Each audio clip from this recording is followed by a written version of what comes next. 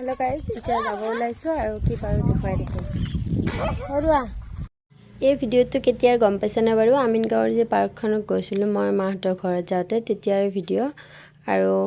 যোৱাৰ সময়ত এখিনি ভিডিও কৰিছিলো কিন্তু মই ভিডিওটো এডিট কৰি দিবৰ কাৰণে সময় পাইছো বাৰু দিবৰ কাৰণে ৰৈ আছে ভাবিলো আজি দি দিও ভিডিওটো হেয়া এফালে আহি পোৱাৰ পিছত ইমান মানুহে মানে লাইন পাতি থাকিব লাগা হয় সোনকালে আহিলে বেছি ভাল হয় কাৰণ যদি দেৰি হয় আৰু লাইন পাতাতে আৰু দেৰি হ'ব তেতিয়া হলে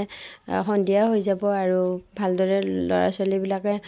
ফুৰিব নাপাব উঠিব নাপাব এইবিলাক সোৱাদ নিচিনা হ'ব কিন্তু উঠাৰ সময় নাথাকিব সেইটো কাৰণতে আপোনালোকে সোনকালে আহিব ইয়াতে অকনমান সন্তানকো অকনমান ঘূৰাব পাৰিব নহলে তো আমাৰ নিচিনা হ'ব আমাৰ যাওঁতে দেৰি হৈছে আৰু টিকেটত লাইন ধৰাতে দেৰি হৈছে তাৰ পিছত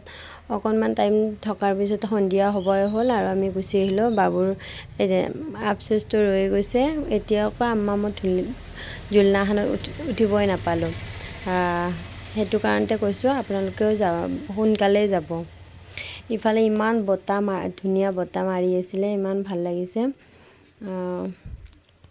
কেতিয়াবা লৰা ছোৱালী বিলাকক উলাই নিবচোন এনেকা অকনমান টাইম সিহঁতে বহুত ভাল পাব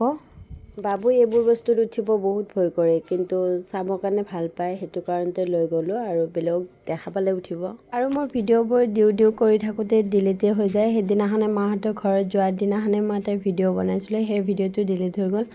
হেতু কাৰণতে মনটো বেয়া লাগি যায় ইমান কষ্ট কৰি ভিডিওবোৰ বনোৱা যায় আৰু সময়ত তেনেকুৱা হৈ যায় আৰু ৰৈ থাকা যায় কাৰণ মই ভয়েস দিয়াৰ কাৰণে ভিডিওবোৰ ৰৈ থাকা হয় তেতিয়ালে আজিলৈ আহিছো নেক্সট ভিডিওত আকৌ লগ পাইছো